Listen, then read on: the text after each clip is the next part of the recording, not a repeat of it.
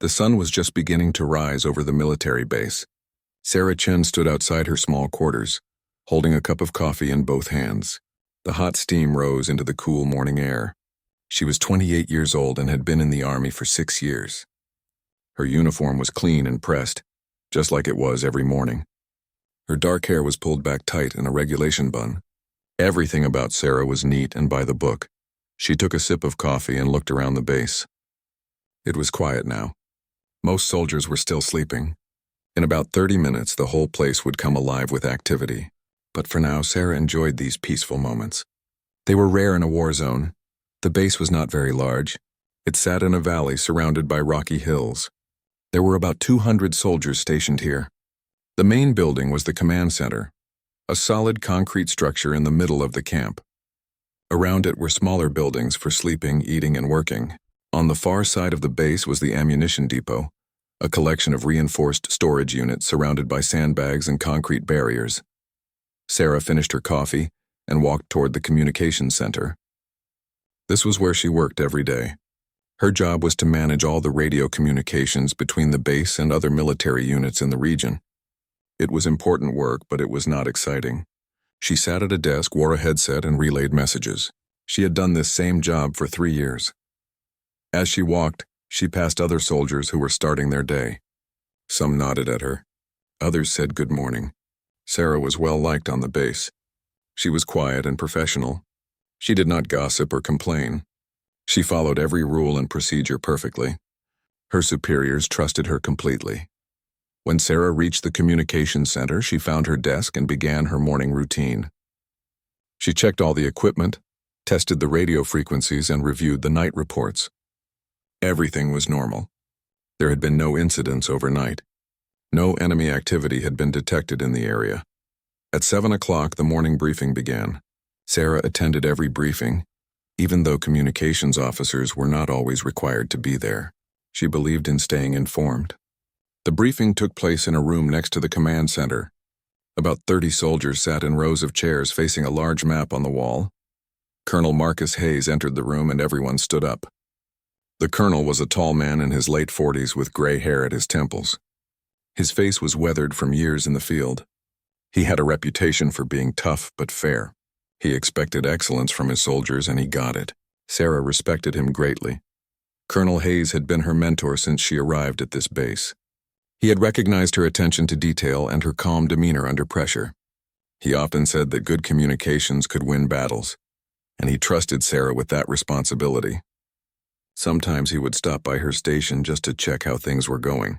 He never micromanaged, but he showed he cared about her work. The briefing began with the usual reports. Patrols had been quiet.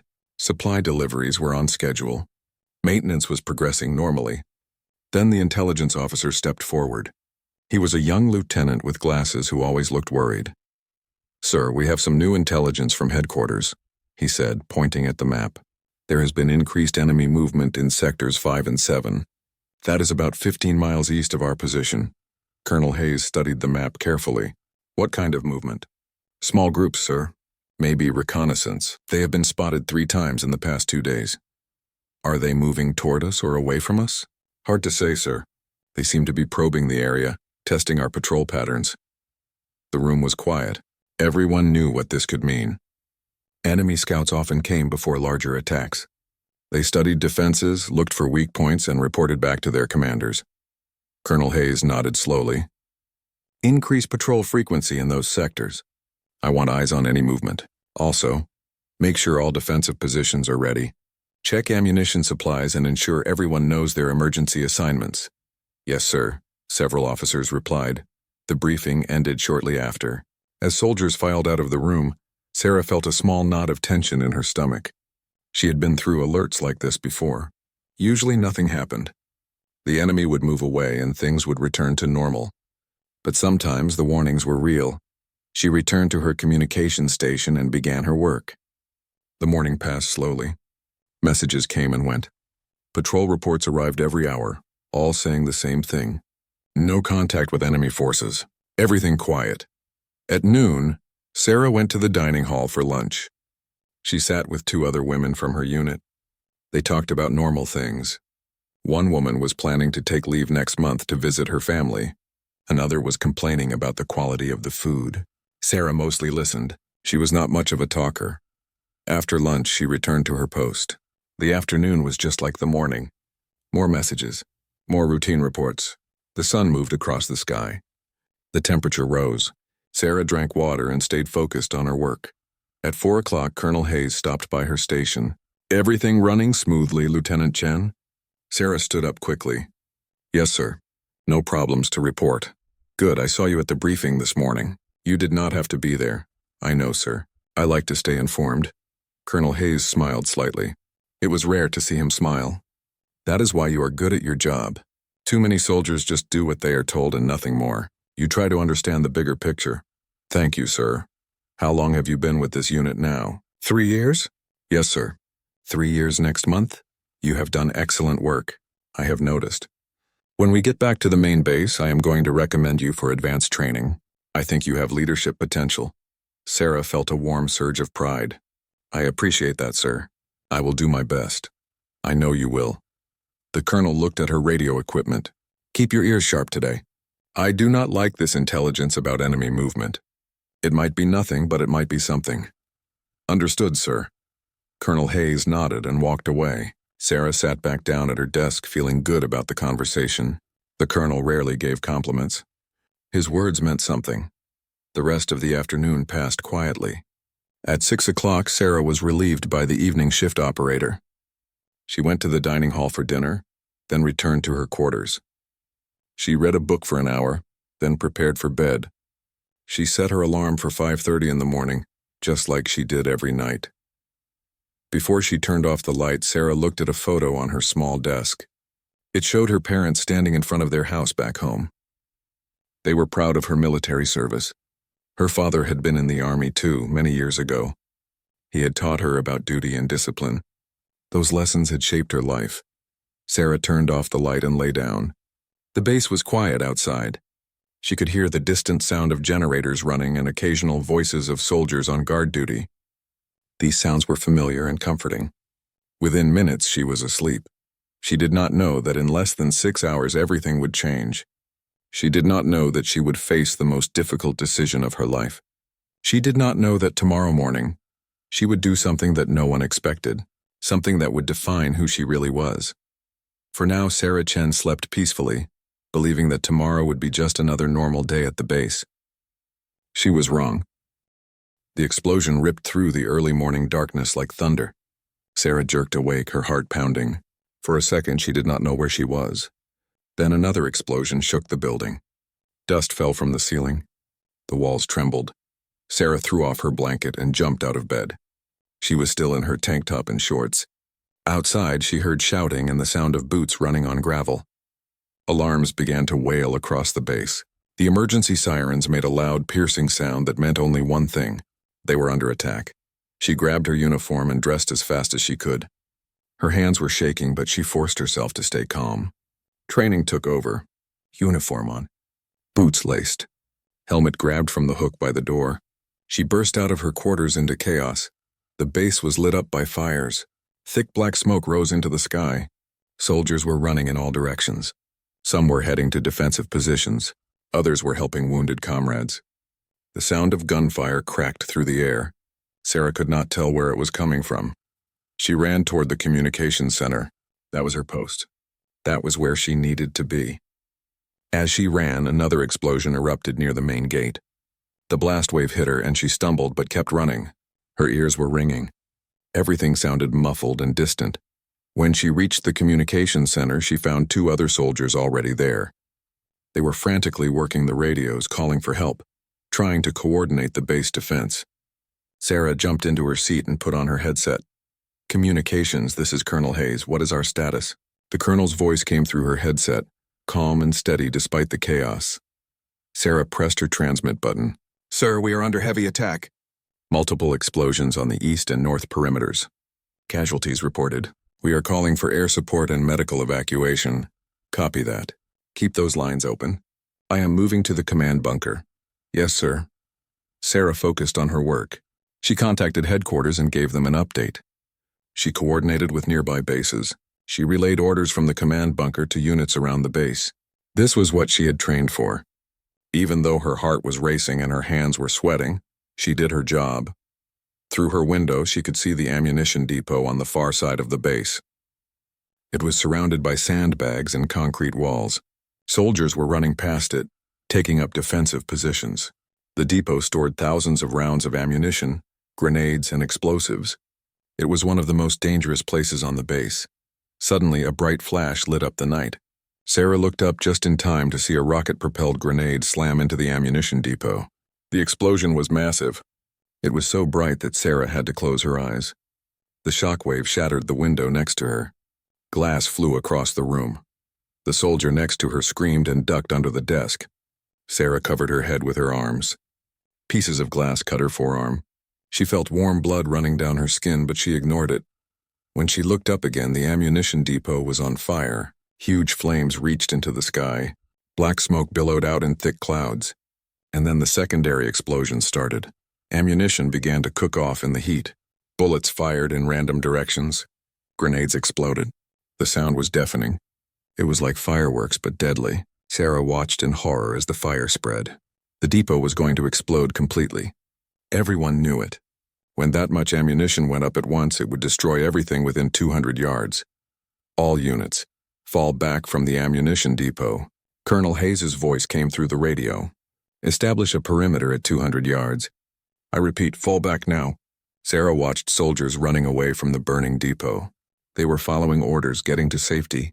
She kept working her radio, passing information, coordinating the evacuation of that sector. Her training kept her focused even though her mind was screaming with fear. Then she saw movement near the depot. Through the smoke and flames, she saw a figure. Someone was down. Someone had not made it out. Sarah pressed her face closer to the broken window, trying to see better. The smoke cleared for just a moment and her blood went cold. She recognized the uniform. She recognized the build. It was Colonel Hayes. He must have been moving toward the command bunker when the depot was hit. He was on the ground, not moving. There was debris on top of him. A large piece of metal roofing had fallen across his legs. He was trapped. Sarah stood up from her desk. The other soldiers in the communications center were busy with their radios. They had not seen what she had seen. She looked at the burning depot, then at the colonel lying on the ground. The fire was spreading. Ammunition was exploding every few seconds. In a minute or two, the whole depot would go up and anyone near it would die. Every rule she had ever learned said to stay at her post. Communications were vital during an attack. Leaving her station was a violation of protocol. Besides, running into an ammunition fire was suicide. No one could survive it. But Colonel Hayes was dying out there, right now. While she watched, Sarah's mind raced. She thought about the colonel's words from yesterday. Leadership potential. He believed in her. He had mentored her, guided her career, treated her with respect. He was a good man and a good commander. She looked at the other soldiers in the room. I see Colonel Hayes near the depot. He is trapped. One of the soldiers, a corporal, looked up with wide eyes. We cannot get to him. The whole place is exploding. I know. Lieutenant, you need to stay here. This is your post. Sarah knew he was right. But she also knew that in 2 minutes Colonel Hayes would be dead. No one else could see him from their positions. No one else knew he was there. If she did not go, no one would. She made her decision in that instant. It was not a logical decision. It was not a safe decision. It was not even the right decision according to military protocol. But it was the only decision she could live with. Sarah took off her headset and placed it on the desk. The corporal stared at her. Lieutenant, what are you doing? Keep the communications running. I will be back. You cannot go out there. But Sarah was already moving. She ran out of the communications center into the chaos outside. Smoke filled her lungs immediately. She coughed but kept running. She headed straight toward the burning ammunition depot.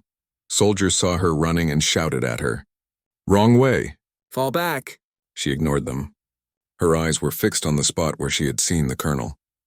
The heat from the fire was intense even from 50 yards away. It felt like opening an oven door. The air shimmered. Her skin felt like it was burning. An explosion erupted to her left. The shockwave knocked her sideways. She fell hard on the gravel, scraping her knee. She got up and kept running. Another explosion. This one was closer. She felt shrapnel whiz past her head. A piece of hot metal hit her shoulder, burning through her uniform. She cried out in pain but did not stop. The scene before her was hell. Flames everywhere. Smoke so thick she could barely breathe. Explosions happening every few seconds. Bullets firing randomly in all directions as they cooked off in the heat. Tracer rounds streaked through the smoke like deadly fireworks. Sarah ran in a crouch, trying to make herself smaller. She dodged around burning debris. She jumped over shattered concrete. The heat was unbearable. She could smell her own hair singeing, and then she saw him clearly. Colonel Hayes was about 30 yards ahead, pinned under the metal roofing. His eyes were closed. Blood covered the side of his face. Sarah could not tell if he was alive or dead. She covered the distance in seconds, dropping to her knees beside him. She grabbed his shoulder and shook him. "Sir, Colonel Hayes." His eyes opened slowly. He looked confused, disoriented. Then he focused on her face. His eyes went wide with alarm. "Chen, what are you doing here?" "Get out!" "Not without you, sir." "That is an order, Lieutenant." "Leave now." An enormous explosion rocked the depot behind them. A fireball rose into the sky. The heat blast washed over them like a wave. Sarah covered the colonel's body with her own, protecting him from flying debris. When she looked up, the fire had doubled in size. They had maybe 60 seconds before the whole depot exploded. Maybe less. "I am not leaving you, sir," Sarah said. Her voice was steady despite her terror. She grabbed the metal roofing that trapped his legs and tried to lift it. It was too heavy. She pulled harder, using all her strength. It moved an inch, then another inch. The metal was hot and burned her hands, but she kept pulling. Colonel Hayes tried to help, pushing up with his arms. Together, they got the metal high enough for him to pull his legs out. He cried out in pain. His left leg was clearly broken. Sarah got under his arm and helped him stand. He was much bigger than her, outweighing her by at least 80 pounds. When he put weight on his injured leg, he nearly collapsed. Sarah held him up with strength she did not know she had. "We have to move now, sir." They started back toward safety, but their pace was agonizingly slow. The colonel could barely walk. He leaned heavily on Sarah, and she staggered under his weight. Every step was a battle. Behind them, the fire roared louder. The heat was getting worse. Explosions came faster and faster. They were running out of time. Sarah dragged Colonel Hayes forward, step by painful step. His arm was around her shoulders, and she held him around the waist. His weight pressed down on her like a crushing burden. Her legs shook with the effort. Sweat poured down her face, mixing with soot and blood. "Keep moving, sir," she gasped. Her lungs burned from the smoke. Every breath felt like inhaling fire. Behind them, another massive explosion lit up the night. The shockwave pushed them forward, and they both nearly fell. Sarah caught her balance and kept them upright. Pieces of burning debris rained down around them. A chunk of metal the size of a dinner plate landed 3 feet away, still glowing red-hot. The colonel was fading in and out of consciousness. His head drooped. His steps became less coordinated. Sarah knew he had lost a lot of blood. His left leg dragged uselessly. All his weight was on her now. "Stay with me, sir," she shouted over the roar of the fire. "We are almost there." But they were not almost there. They had only covered about 20 yards. They still had at least 60 yards to go before reaching safety. And the fire was spreading faster than they were moving. Sarah looked ahead through the smoke. She could see other soldiers in the distance. They were waving frantically, shouting something. She could not hear them over the explosions, but she understood. They were telling her to hurry. They were telling her she was running out of time. She tried to move faster, but the colonel was too heavy. His broken leg kept catching on the ground. Each time it happened, he groaned in pain, and they had to stop for a second. Sarah's muscles screamed. Her back felt like it was being torn apart. Another explosion. This one was so close that Sarah felt the heat sear the back of her neck. Instinct took over. She pulled the colonel down, and they both dropped to the ground. Shrapnel flew over their heads, whistling through the air where they had just been standing. For a moment, they lay there in the dirt. Sarah's ears were ringing so loud she could not hear anything else. She tasted blood in her mouth. Her hands were burned and bleeding. Her shoulder, where the hot metal had hit earlier, throbbed with pain. She turned her head and looked at Colonel Hayes. His eyes were closed. For a terrible second, she thought he was dead. Then she saw his chest moving. He was still breathing.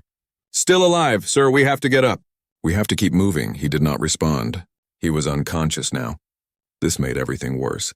Dead weight was much harder to move than someone who could help even a little. Sarah got to her knees, then to her feet. She grabbed the colonel under his arms and started to drag him. This was slower than before, but it was the only way. Her boots dug into the gravel as she pulled backward, straining with everything she had. 5 yards, 10 yards. Every muscle in her body was on fire. Her vision started to blur. She was reaching her limit. But she kept pulling, kept dragging him, kept fighting. A bullet suddenly cracked past her head, then another. The ammunition in the depot was cooking off faster now. Thousands of bullets were firing in random directions. It was like standing in the middle of a shooting range with targets firing back at you. There was no pattern, no way to predict where the next shot would come from. Sarah dropped flat, covering the colonel's body again. Bullets zipped through the smoke above them. One hit the ground 6 inches from her hand, kicking up dirt and gravel. Another ricocheted off a piece of metal nearby with a sharp ping. She waited for a break in the firing.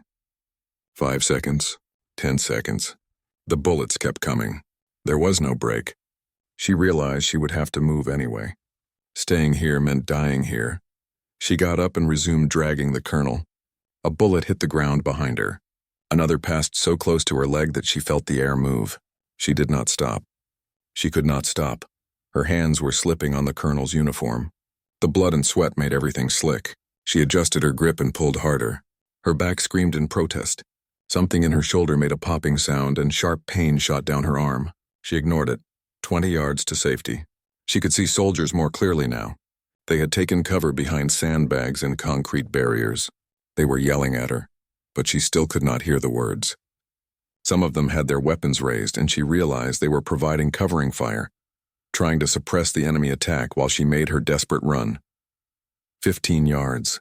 An explosion behind her, bigger than the others. The heat wave lifted her off her feet. She flew forward and landed hard on her stomach. The impact knocked the wind out of her. She lay there gasping, trying to breathe. Her vision went dark around the edges. No, not now. Get up. Get up. Sarah pushed herself up with trembling arms. She crawled to where the colonel had fallen. He was face down in the dirt. She rolled him over and checked for breathing. Still alive. Thank God, still alive. She got behind him and hooked her arms under his shoulders again. 10 yards to go. Just 10 more yards. Her legs were shaking so badly she could barely stand. Her hands were numb. She had no strength left. But she had to finish. She had to get him to safety. She pulled. 1 step backward. Then another. Her legs gave out and she sat down hard. But she kept her grip on the colonel and kept pulling, now using her legs to push herself backward along the ground. 5 yards. A soldier broke from cover and ran toward her. It was a young private she recognized from her unit. He grabbed the colonel's legs and together they lifted him. With the private's help, they moved much faster. 3 yards. 2 yards, other soldiers rushed out to help. Strong hands grabbed Sarah and the colonel. They were pulled behind the concrete barriers. Safe. They were safe. Sarah collapsed on the ground behind the barrier. She could not move. Could not think. She just lay there staring up at the smoke-filled sky. Her whole body shook. Someone was shouting for a medic. Hands touched her, examining her injuries. Someone cut her uniform sleeve to look at the burn on her shoulder. Someone else was wrapping her hands in bandages. She heard voices but could not make out the words. Everything sounded distant and muffled. She turned her head to the side. Colonel Hayes was right next to her. 2 medics were working on him. They had cut his pants to get to his broken leg. They were putting pressure on wounds. 1 medic was checking his pulse and breathing. "Is he alive?" Sarah croaked. Her throat was raw from smoke. One of the medics looked at her. "Yes, thanks to you." Sarah closed her eyes. Relief flooded through her. He was alive. They had made it. But then the world exploded. The main ammunition depot went up all at once. Every explosive, every round of ammunition, everything detonated in one massive blast. The sound was beyond anything Sarah had ever heard. It felt like the earth was splitting open. The shock wave slammed into the concrete barrier they were hiding behind. The barrier cracked but held. Debris flew overhead in a deadly shower. Chunks of metal and concrete rained down.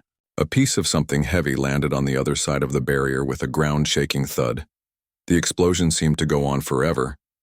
Wave after wave of blasts as different types of ammunition detonated. The heat was so intense that Sarah felt like she was inside an oven. She covered her head with her arms and made herself as small as possible. Finally, after what felt like hours but was probably only 30 seconds, the explosion stopped. In its place was an eerie ringing silence. Sarah's ears were so damaged from the noise that she could not hear anything at all now. Everything was completely silent. She opened her eyes. The ammunition depot was gone, just gone. Where there had been buildings and storage units, there was now a smoking crater. Small fires burned around the edges. The destruction was total.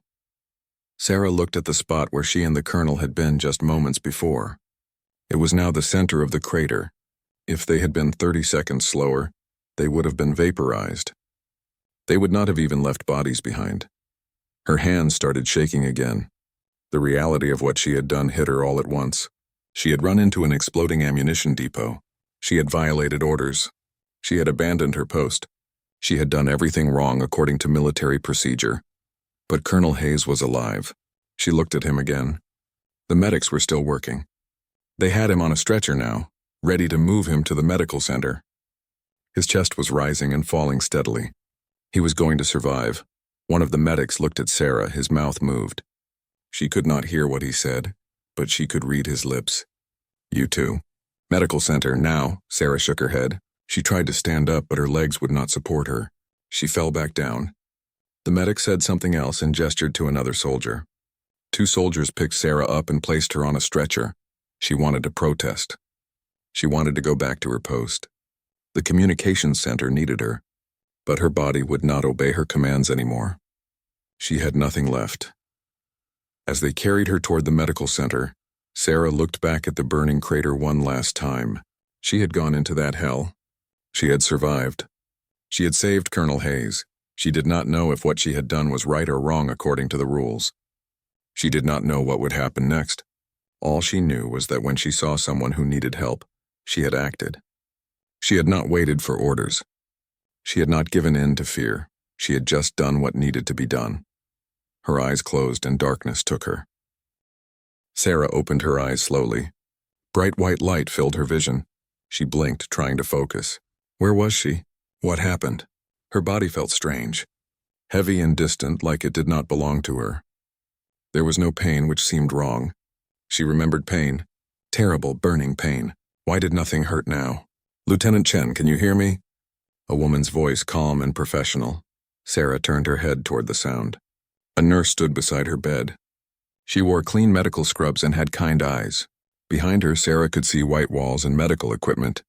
She was in the base hospital. "What?" Sarah tried to speak, but her throat was too dry. The word came out as a croak. The nurse held a cup of water with a straw to Sarah's lips. "Drink slowly. Small sips." The water was the best thing Sarah had ever tasted.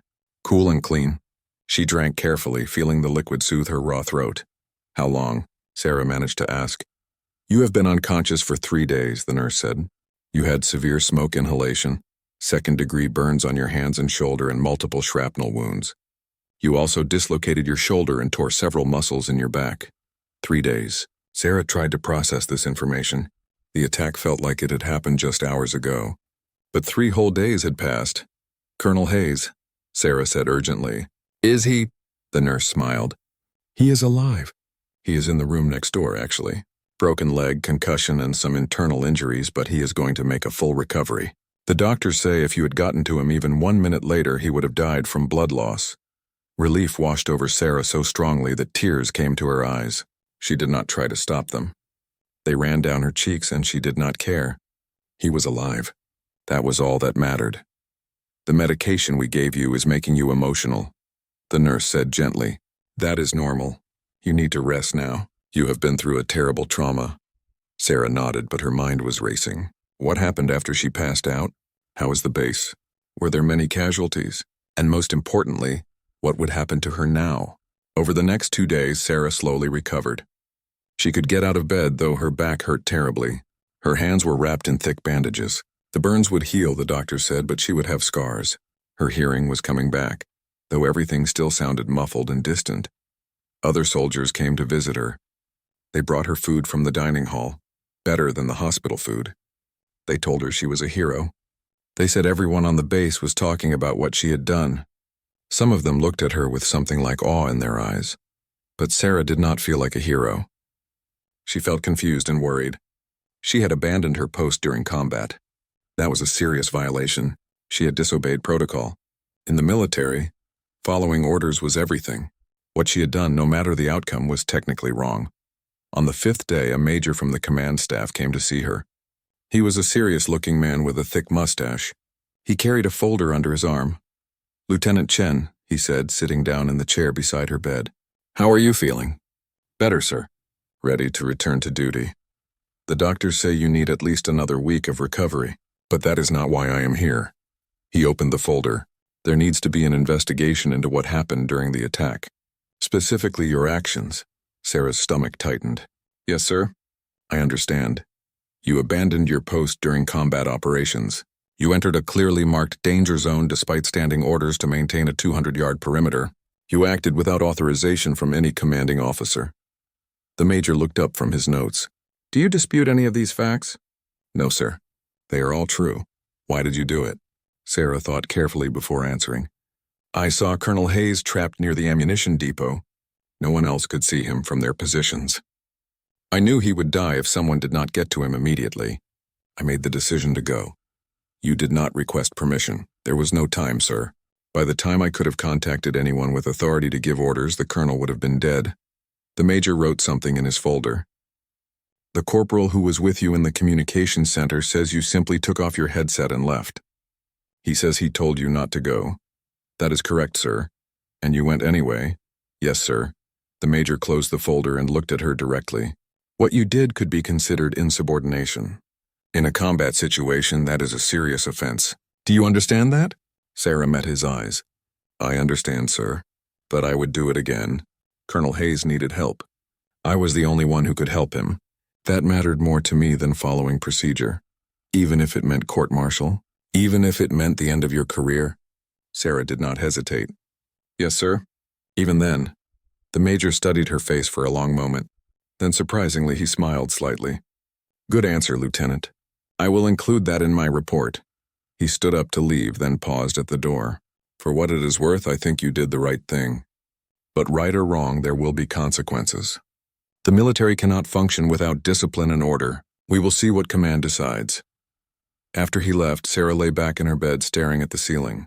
She might lose everything. Her career, her rank, her future. All because of one decision made in a moment of crisis. But she would not change it. She could not change it. It was who she was. The next day, Colonel Hayes came to see her. He was in a wheelchair, his left leg in a heavy cast. A medical orderly pushed him into her room. Sarah immediately tried to get out of bed to stand at attention, but the colonel waved her back down. "Stay seated, Lieutenant. That is an order." His voice was rough but strong. He looked thinner than before, and there was a large bandage on his head, but his eyes were clear and sharp. The orderly left, closing the door behind him. Colonel Hayes wheeled himself closer to Sarah's bed. "How are you feeling?" he asked. "I am fine, sir." "How are you?" "Alive, thanks to you." He looked down at his broken leg. "I will be in this cast for 3 months, then physical therapy for another 3 months, but I will walk again. The doctors were worried at first, but they say I will make a full recovery." "I am glad, sir." "Sarah," the colonel said, using her first name, which he had never done before. "I need you to understand something. What you did was insane. It was reckless. It violated every rule we have." "You could have died out there," Sarah nodded. "I know, sir, but you also saved my life. You did something that no one else would have done, could have done. You ran into hell itself to pull me out." His voice became thick with emotion. "I have been in the Army for 25 years. I have seen a lot of courage. But what you did, that was the bravest thing I have ever witnessed. I just did what needed to be done, sir. No, you did what you thought was right, even when it went against everything you were trained to do. That takes a special kind of person." He reached into his jacket pocket and pulled out a small notebook. "I have been writing my report about the incident. I wanted you to know what I am putting in it." He opened the notebook and read. Lieutenant Sarah Chen displayed extraordinary courage under fire. When she observed her commanding officer in mortal danger, she made the immediate decision to attempt a rescue despite extreme personal risk. Her actions were undertaken without regard for her own safety and in violation of standing orders. However, her actions were motivated purely by the desire to save a life and were successful in doing so. I recommend Lieutenant Chen for commendation for valor, and I strongly oppose any disciplinary action against her. Sarah felt tears welling up again. Sir, you do not have to— Yes, I do, because it is the truth. He closed the notebook. The investigation is ongoing. There will be a formal review, but I am going to make sure everyone knows exactly what happened and why. You deserve recognition, not punishment. Some people will say I should have followed orders. Some people are more concerned with rules than with results. Those are not the people who make good leaders. He looked at her seriously. I told you before that I saw leadership potential in you. I was right, but not in the way I thought. True leaders do not just follow orders. They make hard choices when hard choices are needed.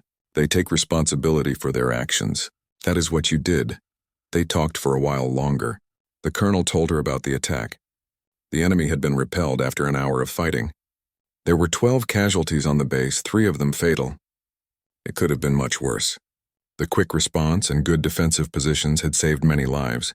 When the colonel left, Sarah felt better than she had in days. Whatever happened with the investigation, she had his support. That meant something. Over the next week, more details emerged. The base commander visited Sarah. He was a stern older general who did not smile much, but he shook her hand and told her that her actions reflected well on the entire unit.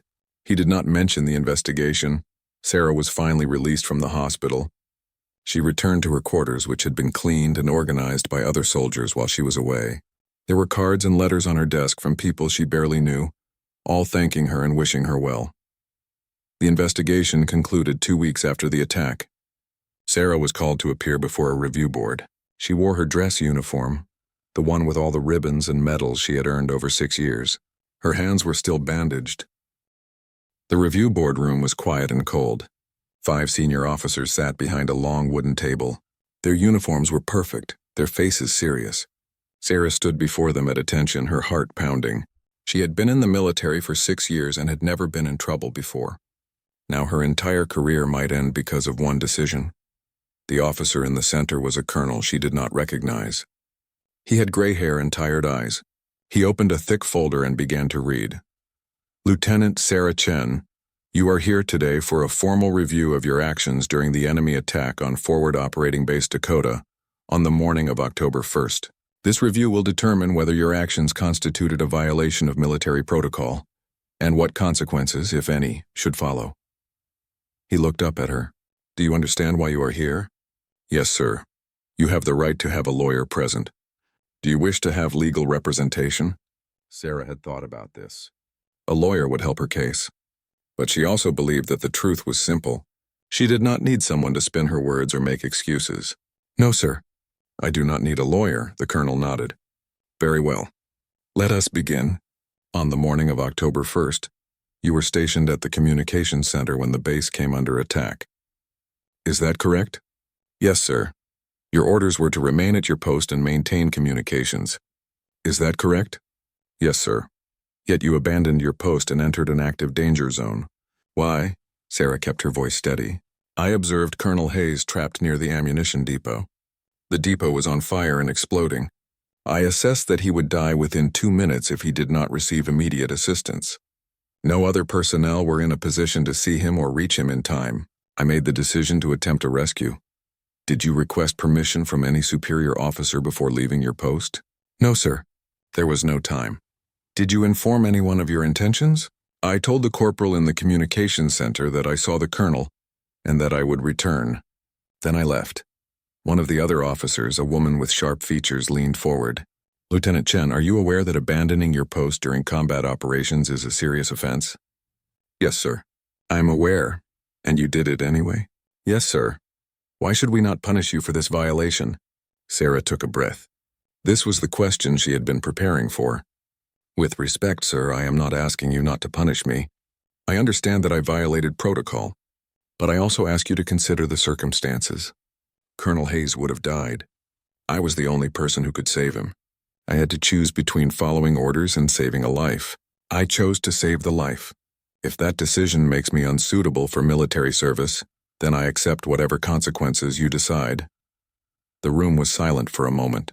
The officers looked at each other, then back at their notes. The colonel in the center spoke again. "We have reviewed extensive testimony about this incident. Your fellow soldiers have provided statements. The medical staff has provided reports, and Colonel Hayes himself has submitted a detailed account." He picked up a paper from his folder. Colonel Hayes writes, and I quote, "Lieutenant Chen displayed the highest form of courage and selflessness. Her actions saved my life at great personal risk. Rather than punishment, she deserves recognition as an example of what military service means at its core: protecting and serving others above oneself." End quote. Sarah felt her throat tighten with emotion. She blinked rapidly, refusing to cry in front of the review board. Another officer, an older man with kind eyes, spoke up. "Lieutenant, the military functions on order and discipline. We cannot have soldiers making independent decisions every time they disagree with orders. Do you understand why that would be dangerous?" "Yes, sir." "I do. But we also need soldiers who can think for themselves in crisis situations. Soldiers who can assess a situation and act decisively when lives are at stake." He looked at his fellow officers. "This is not a simple case. What Lieutenant Chen did was technically wrong, but morally right. We must decide which principle matters more in this instance." The woman officer spoke again. "Lieutenant Chen, if you were in the same situation again, knowing what you know now, would you make the same choice?" Sarah did not hesitate. "Yes, sir. I would." "Even knowing it might end your career?" "Yes, sir. A career is just a job. A life is a life. Colonel Hayes is a good man and a good officer. He has years of service left to give. He has a family who loves him. If I had to choose between my career and his life, I would choose his life every time." The officers exchanged glances. The colonel in the center made some notes. Then he looked up at Sarah. "Lieutenant Chen, this board has reached a decision. However, before we announce it, I want to say something off the record." He put down his pen. "I have been in the military for 32 years. I have seen thousands of soldiers. Most of them are good people who do their jobs well. But very few have the kind of character you displayed. What you did was not by the book. But war is not always by the book. Sometimes the right thing to do and the correct thing to do are not the same. You chose the right thing." He picked up a different paper. "This board finds that Lieutenant Sarah Chen did violate protocol by abandoning her post during combat operations. However, we also find that her violation was justified by the extraordinary circumstances. Her actions directly resulted in saving the life of Colonel Marcus Hayes. Therefore, this board recommends no disciplinary action against Lieutenant Chen." Sarah felt her knees go weak with relief. No punishment. Her career was safe, but the colonel was not finished. Furthermore, this board recommends that Lieutenant Chen be awarded the Soldier's Medal for heroism, not involving actual conflict with an enemy. This is the highest award for valor in a non-combat situation. The ceremony will take place in 2 weeks. Sarah could not speak. She stood there, trying to process what she had just heard. Not only was she not being punished, she was being given a medal. It did not seem real. "Do you have anything you wish to say, Lieutenant?" the colonel asked. Sarah found her voice. "Thank you, sir. All of you. I just did what I thought was right. I am honored that you see it the same way. You are dismissed, Lieutenant. Congratulations." Sarah saluted sharply. The officers returned the salute. She turned and walked out of the room on unsteady legs. When the door closed behind her, she leaned against the wall and took several deep breaths. It was over. It was really over. Colonel Hayes was waiting in the hallway, still in his wheelchair. When he saw her face, he smiled. "Good news?" "No punishment, sir. And they are giving me a medal." "Damn right they are." He wheeled closer. "You earned it, Sarah. You earned every bit of it." The next 2 weeks passed quickly. Sarah returned to duty at the communications center, though she was given light assignments while she continued to heal. Her hands were still sensitive and her back hurt when she sat for too long, but she was recovering well. The day of the ceremony arrived. The entire base gathered in the main courtyard. Soldiers stood in formation, their uniforms crisp and perfect. A small stage had been set up with an American flag hanging behind it. Sarah stood off to the side, nervous and uncomfortable with all the attention. The base commander gave a speech about courage and sacrifice. He told the story of what Sarah had done, though everyone there already knew it. Then he called her name. Sarah walked to the stage. Her legs felt stiff and she was very aware of everyone watching her. She climbed the 3 steps and stood at attention before the commander. But then something unexpected happened. Colonel Hayes appeared. He had been cleared to walk with crutches and he made his way slowly onto the stage. The commander stepped aside, and the colonel took his place in front of Sarah. The Soldier's Medal is awarded to any person who, while serving in any capacity with the Army, distinguishes himself or herself by heroism, not involving actual conflict with an enemy, Colonel Hayes said, his voice carrying across the courtyard. Lieutenant Sarah Chen displayed extraordinary heroism on the morning of October 1st, when she entered an exploding ammunition depot to rescue a fellow soldier. Her actions were performed at great personal risk and resulted in saving a life. He opened a presentation box. Inside was a medal on a ribbon. The medal showed a figure with a shield representing heroism. Colonel Hayes lifted it from the box. "It is my honor as the soldier whose life was saved to present this medal to you." He pinned it to Sarah's uniform, right above her heart. Then he stepped back and saluted her. Sarah returned the salute, her eyes burning with tears she refused to let fall. The entire base erupted in applause. Soldiers cheered and whistled. Some of them had tears on their faces, too. When the ceremony ended, Sarah was surrounded by well-wishers. Soldiers she barely knew came up to shake her hand and congratulate her. Some of them told her she had inspired them. Others just wanted to say thank you. Later that evening, Sarah sat alone in her quarters looking at the medal. It was heavy and cold in her hand. She thought about everything that had happened. The attack, the fire, the terrible run through the explosions, the investigation. And now this, she realized that she had changed. Before the attack, she had been a soldier who followed every rule, who never stepped out of line, who always did exactly what she was told. She had been good at her job, but she had been small. She had stayed in her lane and never taken risks.